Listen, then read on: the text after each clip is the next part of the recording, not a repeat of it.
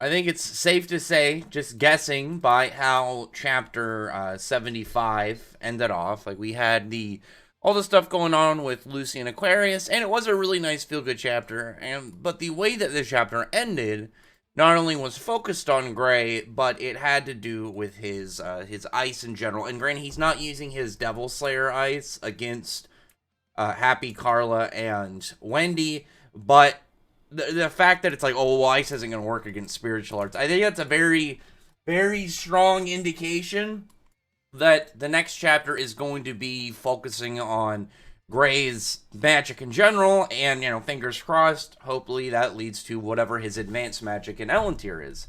Because we know that it's not just, oh, some form of upgrade you get from, training or whatever. It's like, no, being an Ellentir automatically advances your magic in some way. Like, we already know Lucy doesn't need her keys anymore, as well as her spirits can just summon themselves even if she's like not intending to, which again is really strong when you think about it. It means that you can't really get the jump on her at any point. Even if you try and surprise attack, one of her spirits can just summon themselves and protect her.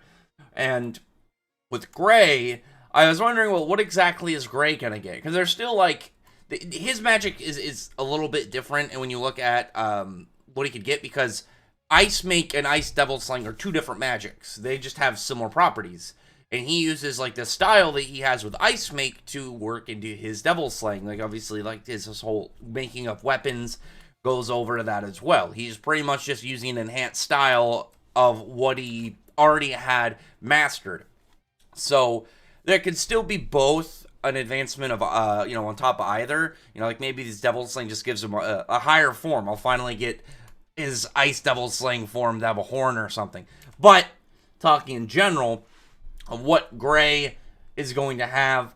I was thinking about this yesterday of what he could get, and the few things I thought of, like I didn't think of a ton just because it could be something completely out of nowhere, like Gray gets something absurd that is like completely mind-boggling, like freezing maybe like someone's like mindset or something, because we know that he used Invil's ice. He copied his True Ice Comway because we know, obviously as a Slayer, he can adapt to variations of his attribute. We've seen it before, so Gray doing it made complete sense. And that means that he has used this specific ice. He's made this ice before. And if he's done that, that means that he theoretically could do it again.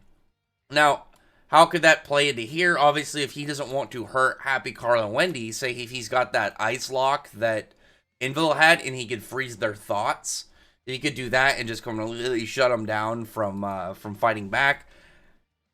That would actually be really cool. It'd be really broken for him to get an ability like that. But at the same time, like we know that Gray is already really strong, and him getting something kind of crazy like that would both fit into the scene as well as it would make sense into stuff he already has.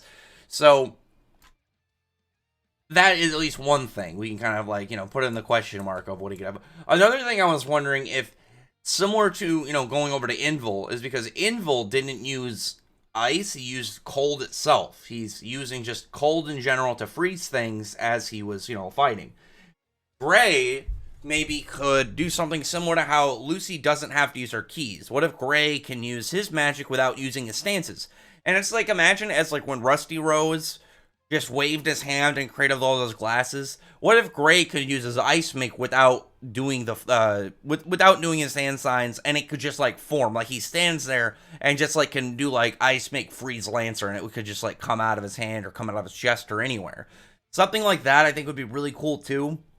But the only other things I can kind of think of, like in general, of what Gray could get, if it's advancing off of maybe the ideas of cold, if he can just like maybe freeze somebody like all the way to their core, or maybe like slow down their like movement, like if he can do some kind of crazy like freeze molecules or something. I can't remember, there's like some weird way that if you use ice you could almost like slow somebody down, not in like time wise, but it's like some weird scientific way of like you're slowing down vibrations or something. I don't remember exactly what it is, but something like that, because Gray can't just get like, oh, stronger ice. There has to be something like special in a perk to it. I think giving him the idea of like Invil's cold would fit really well. And not only that, like, if he can freeze their minds and make it so they can't fight back, that would fit into, obviously, Gray's dilemma. Because Gray's not using Ice Devil Slayer for obvious reasons that, you know, he's not going to want to hurt Happy, Carla, and Wendy. But at the same time, like, he's got to do something. But if he can get that, again, it'd be really strong. It'd be such a big addition to Gray's arsenal. Because that's one of those abilities, like, even if it's not, like, something, like, some massive, gigantic move, like, he's just, casually making that huge blizzard that Invil made, being able to just to shut off somebody's thoughts is again, a very broken power. And you would have to have, either maybe someone like Natsu could just, like, burn the effect as well as the ice, like, in the process of doing it. But it would definitely, it's useful across the board, essentially. It's one of those things that it'd be like, you get this and you're like, damn, like, you are dangerous, my guy.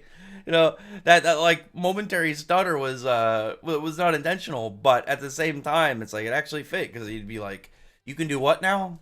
Oh, well, shit. Anyway, I just wanted to talk a little bit about this upcoming chapter, mainly because it's clearly going to focus on Gray, and these fights have, like, the whole setup with Celine right now, like, it's overarching, supposed to show her cruelty and how she is, but we're also seeing, like, a more human side to her, like, more of a understanding of emotional side. In the last chapter, we saw, like, she was talking about, like, some emotions can surpass magic and witchcraft, and I'm like, wow, I'm surprised she said that. I'm surprised she actually, like, didn't have, like, some evil villain scene, because she is shown to be crazy, but, like, oddly enough, she has, like, a, more humane side to her to a degree. But like I said, the whole overarching setup right now is more in, like, how she views things, because she sees all this as a game, it's entertainment. While, like, Natsu's stuff with Lucy, like, ended up in a much more, like, feel-good, emotional, nice time with Aquarius.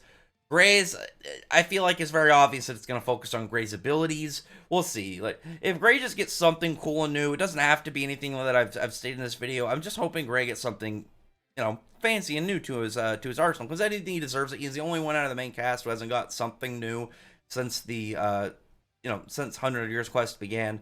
So I'd really like to see something from Gray. Anyway, other than that, though, comment below, thumbs up the video, but friend the like button, subscribe button, and check out my other videos. Rather than that, I appreciate everybody's already subscribed. Thank you all for listening. Bye.